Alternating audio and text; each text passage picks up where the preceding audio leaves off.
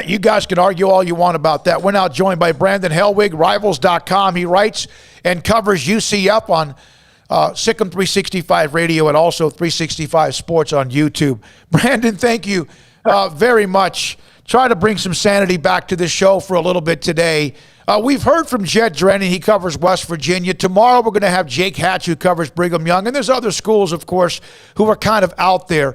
What is right now? And first of all, thanks for your time and joining us early because we had the schedule kind of flip things around. What is UCF's stance right now as you watch the landscape of college athletics and football possibly shift right in front of us?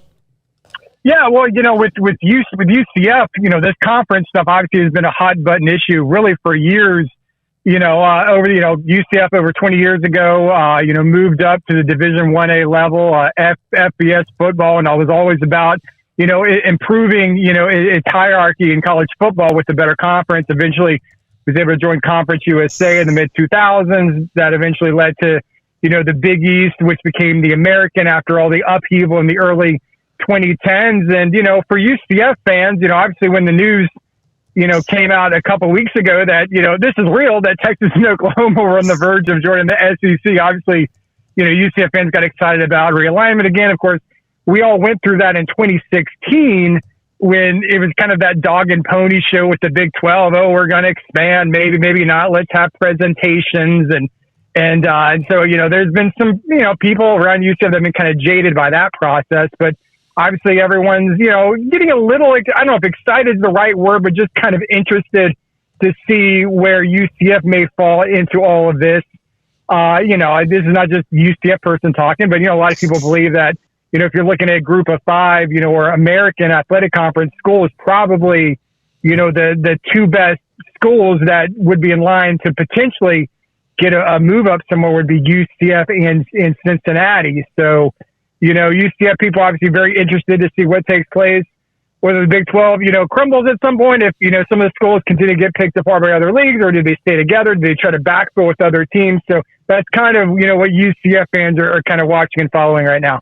Now, Brandon, I've had a few UCF fans or those have now tried to say that UCF, not say, but say it's true, that UCF in the Orlando market, which is, of course, a growing market with the city in Florida, outside of what Miami or Tampa or others might bring to the table. Are they now the number one TV draw in Orlando, or is it still Florida, Florida State, or Miami? That's really hard to say. I would say no worse than two.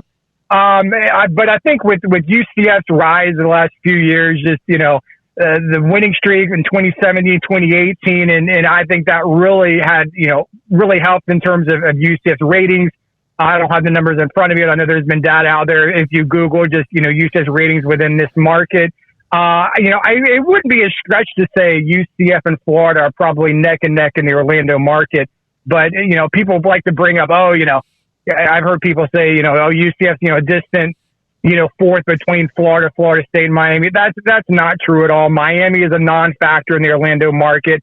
Florida State is a factor, but I would wager UCF's definitely a larger factor than Florida State. And, I don't know how you would figure out who would be number one. Just my sense of just, being around town, growing up here and kind of seeing things change the last, 5 or 10 years. I would say that, UCF and Florida, I would say we're on somewhat equal footing in terms of, fan support around Orlando. Is that just recently because of the success when Scott Frost had the unbeaten team and the fact they've been able to kind of sustain that? Yeah. I think it's just kind of been a long time process, from, going, Division 1A in 1996 and kind of slowly building on that. But I would agree, prior to that, I would say UCF getting on campus in terms of where they play football. They played in the Orlando Citrus Bowl for years, which was, I don't know how many people are familiar with the city of Orlando. That's close to downtown. It's not close to campus. It wasn't a great atmosphere. Obviously, it's better. Football is designed to be played on campus on Saturdays, alumni come back and all that. When they moved on campus in 2007, and ironically, the opener, the very first game UCF played on campus was against the University of Texas. For everything going on now. That was the first game UCF played on campus. I think that kind of started it. in terms of just kind of building, because UCF has tons. Their enrollment has been monster enrollment for years. I don't even know what the amount is now, 70,000 students, or it's always been a very large university. And it's just kind of keeping those students engaged. And I think, obviously getting on campus was a big factor. And then, obviously the success of the last few years, and when Scott Frost came in, undefeated in 2017, going to the Peach Bowl, beating Auburn, I think that's kind of engaged the people who have, always, maybe weren't a diehard fan, and just kind of kept them in the back of their mind, or kind of went to a game every once in a while. I think that kind of has engaged UCF fan base that much more, because you went from, UCF plays in a 45,000 seat stadium. We get pretty good crowds, wouldn't get, sellouts that often. In the last, 3 or 4 years, they've, broke records for season tickets. They're basically selling out the stadium every year. And that's something we really didn't see, prior to 2017. Yeah, it's becoming what everyone believes is a commuter school, also a military online school. Is it becoming more of a campus school, or at least around the campus school, in your opinion? Yeah, that's kind of, when people, try to, maybe, say something negative about UCF, that's the word they kind of throw around. But that's kind of what's going to happen when you're in a major metropolitan area. Yeah, you're going to have some commuter students, but the university is so big, it isn't an attraction. I mean, it is a school that, draws in, enrollment from around the state of Florida. I mean, that's not really true anymore. That might have been more of a truer statement if you were going to describe UCF in the 1980s, maybe early 1990s. A commuter school may have fit then. It doesn't fit anymore. I don't have the stat in front of me, but I think UCF has more students living on campus in dorms than University of Florida. I know that's kind of a different. You wouldn't call University of Florida a commuter school because they're located in a smaller city. But, I don't think that's really a fair thing to say about UCF this day and age. Yeah, and that's why I asked the question, because, a lot of times people just say things and they stick to them. That happens with a lot of different schools, whatever else. But do you feel like with where they have been recently, what would, if in fact they ever get a chance to play in a Power 5 conference, what would that mean to them, besides the fact that they're a part of at least a chance to win a conference and be a part of the upcoming, right now, 4 teams? Everyone keeps talking about expansion to 12, 8, whatever, 16. That may not happen now as soon as we thought, because of the landscape changing. What would it mean to UCF? Yeah, it would mean a lot. I mean, that's kind of, it's happened since the end of last season for UCF. They have a new AD, a new head coach in Gus Malzahn. This NIL stuff, this conference stuff, and now, the playoff structure, that got a lot of people at UCF excited, because if you're a group of 5 team, or frankly, it doesn't even matter. If you're any team not named Alabama, Clemson, OU, and a few others, trying to get into a 4-team playoff is about impossible. And, UCF had arguments to be made, back in 2017, 2018, and with the committee and everything else, they were pretty much telling it doesn't matter what you do. You're not going to play, if you're not in a Power 5 league, you're not even going to sniff even getting close to top 4, and every week it was just frustrating. UCF would continue to win, and there'd be a team that would lose, and for some reason would jump ahead of UCF in the rankings, and it didn't make any sense. It'd be like, oh, they have a quality loss.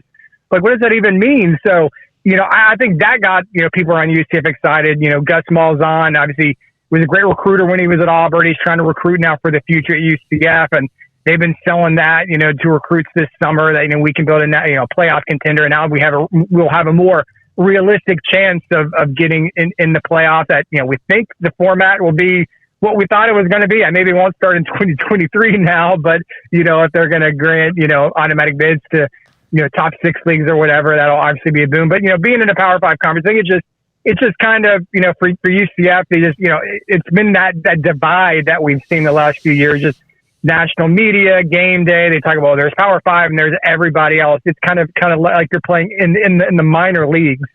And that's kind of frustrated UCF fans, the last few years. So I think, but we'll see what happens with all this, I saw a tweet a few minutes ago. It's kind of like a Power 2 right now. Yeah. So I'm not really sure if they'll really be, what we'll think of Power 5 going forward after all these changes. Yeah, I got a chat from D'Angelo on our YouTube station. UCF doesn't need to go to another conference now. It doesn't matter now. Just win your games. Of course, it would not happen immediately, but it sure would be. When you first saw the story a week ago Wednesday, 2 weeks ago this Wednesday, about Texas and Oklahoma leaving or hoping to leave for the SEC, which they're doing that. It's just a matter of when. What was your first thought? What was the first thing you thought about? The first thing I thought about is that, this is going to provide an opportunity for UCF to potentially get a call up to the Big 12. I mean, UCF, Big 12, because that's pretty much the league that had room to add members. I mean, we didn't necessarily expect the SEC to go to 16 right now. When I first, as someone who's been following this conference stuff, rumors have always been, conference realignment rumors have always been around. Like how 9 times out of 10 they're completely bunk. And when I saw who was reporting it that day, I think it was the Houston Chronicle. I'm like, this is real. I started texting everyone I know, like, you need to pay attention to this. This is legit. This isn't some random dude on Twitter, posting about it. This is really happening. I was surprised that it was happening now because everyone knows about, TV deals and when they're up and the grant of rights, and it wouldn't be up for a few years. I remember reading that story back in the spring, how the Big 12 went to the TV partners and they kind of were rebuffed that, ESPN obviously didn't want to, start the negotiation process for the next TV. Now we know why, but I was just shocked that it was happening now. And I kind of wonder if I think the popular theory is that Texas A&M may have leaked this a little bit early because, I don't know, they were trying to blow it up or whatever they were doing. I kind of wonder, would we be where we are right now if that story had not have leaked? They went, from what we understand, 6+ months of negotiations.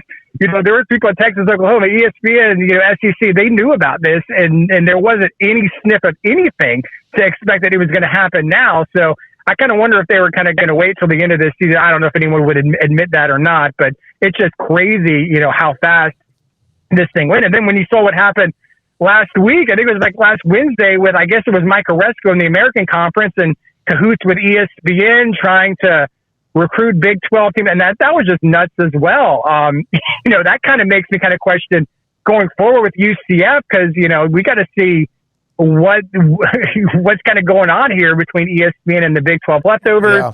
Bob Bowlesby, is there an issue there? Because, UCF's under contract, with an ESPN controlled league. And I think that's one thing that we all kind of forgot in this process.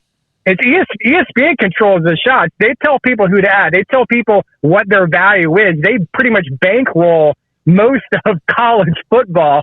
So, it's kind of an interesting thing for if you're UCF or Cincinnati, no, your TV deal in the American isn't great. And the Big 12 is going to get paid pretty well the next, 3 or 4 years with exit fees in the current contract. But what about that post-2025 contract? What's that going to look like? Is ESPN going to be a bidder?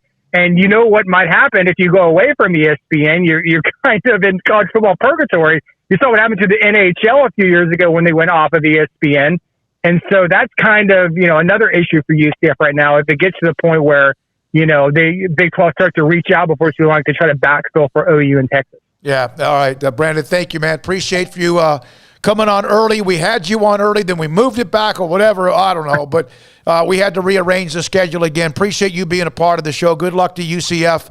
I had a chance. I think I told you this. I thought I was texting you and I wasn't. But Gus Malzahn was in town in the spring of 2016. Baylor had just had their great recruiting class. And it was before that, right before Art Browse in the Pepper Hamilton report and Browse was fired. I had a chance to sit down with him. And, he kind of has that almost a little paranoia to him. He's a hell of a football coach. We know that, what he did at Auburn and what he's done before. But good luck with that, and I hope they continue to have success with UCF. All right, guys. Thanks. Thank you, Brandon Helwig. Rivals.com. He covers UCF on SicEm365 Radio and also on 365 Sports as well. Now, here's what's happened.